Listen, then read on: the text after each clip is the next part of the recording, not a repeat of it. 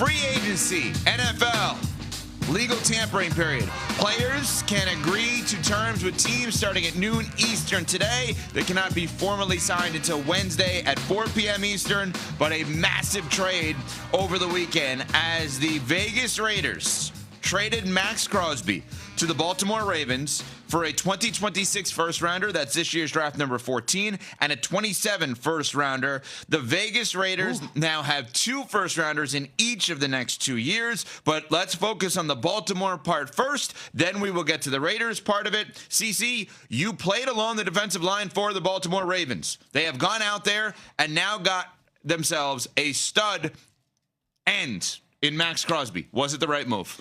Yeah, because you realize that your window to compete for a title with Lamar Jackson in his prime ain't going to stay open forever. And the Baltimore Ravens are showing a kind of urgency this offseason to let you know they're trying to get over the hump. They moved on from a coach in John Harbaugh who promptly got a 5-year, $100 million deal from the New York Giants. So they didn't move on from Harbaugh because they didn't think Harbaugh could coach. They moved on from Harbaugh because they didn't think he was the right voice for the men in that locker room in order to get them to where they wanted to go.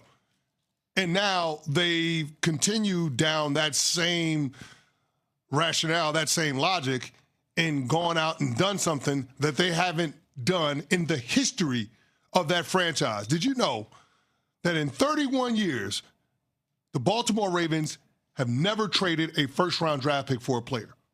Never done it until this weekend when they went out and they got Maxx Crosby. And the reason why Maxx Crosby was the right guy to make that decision for is because the Baltimore Ravens needed a closer on defense. They got guys on the back 7 that can be impact players, but they didn't have anybody that they could rely on to put their hand in the dirt and go hunt the opposing quarterback when they have these large leads. How many times over the last several years have we talked about John Harbaugh's Ravens blowing double-digit lead after double-digit lead after double-digit lead? Hell, they started the season in Buffalo doing that same thing, blowing a double-digit lead in embarrassing fashion. Maxx Crosby helps you fix that. That's what pass rushers are in the NFL. They're like closers in baseball. They help to shut the opposing team's offense down. And Maxx Crosby can do that. Since he came into the league in 2019, he leads all defensive linemen in tackles for loss. He's second in quarterback pressures, and he's 5th in sacks. This guy knows how to get to the quarterback regardless of what the scheme is. He is going to elevate not just everybody on that Ravens defense, but everybody on that team in the entirety of the organization. I'm glad you said the closer thing. It's been something that I've been pushing, you've been pushing for a while. It needs to be thought of more in the NFL, right? Like I think about my team in New England going to the Super Bowl, and when they signed Milton Williams from the Eagles, I thought, wow, that's a little too much. It felt like too much in one spot. And then I saw him play throughout the season. And then I realized I'm glad they did that because he was exactly that. He was the closer. How much of a blown double-digit lead is because of that, though? Like when you look at blown double-digit leads, blown big leads in the fourth quarter like Baltimore has had, do you look at that and say, well, if they had T-Sizzle, like Terrell Suggs, like they had back in the day, if they had a Ray Lewis, if they had anybody there that was a front 7 guy, like could you literally say they would not have blown those leads? Because you would get that sack, because the TFL stat you brought up about Crosby indicates he plays the run too. He does. Right, so that means negative plays late in games. And if you don't have any of that, you probably don't have as much of a shot to win. I think that needs to be talked about way more in the NFL. The concept of the closer. How many times do we sit there during baseball free agency and say, okay, even the Dodgers winning back-to-back, this team's good. They went and spent $20 million on Edwin Diaz as a closer because they know they could blow those leads.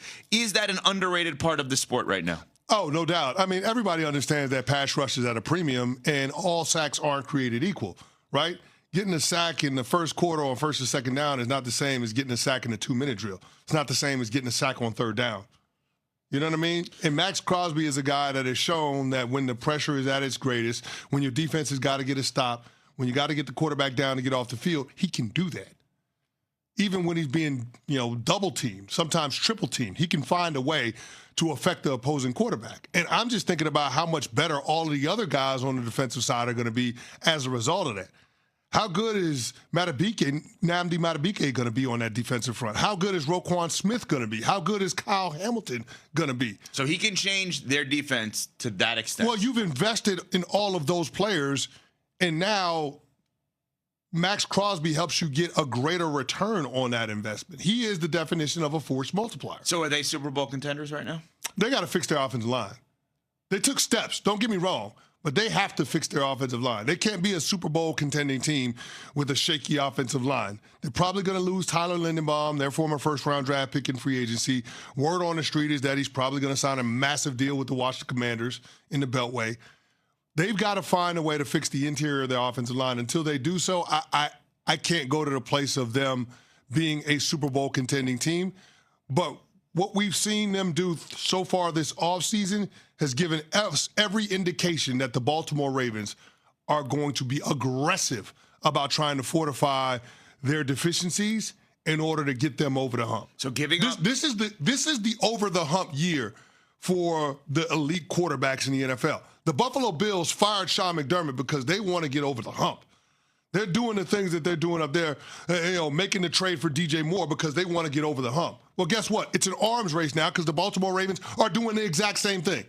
So, like, when it comes to the last two quarterbacks, aside from Matt Stafford, when it comes to two of the last three MVPs, those teams are recognizing that we've got to do everything that we can to take advantage of this player, this quarterback, while he's at the height of his powers. And that's what's going to make for a fascinating free agency and offseason. So this tells you what about Lamar and his contract then? Because he has, a $75 million cap hit right now? Listen, he was tweeting like crazy. He knew it was coming, obviously, because some of the tweets he put out there would indicate he was excited about what was happening next with the Ravens. Well, we just talked about the Ravens needing to address their offensive line. They need to find a way to get more cap relief. They've got some cap room, but they need more.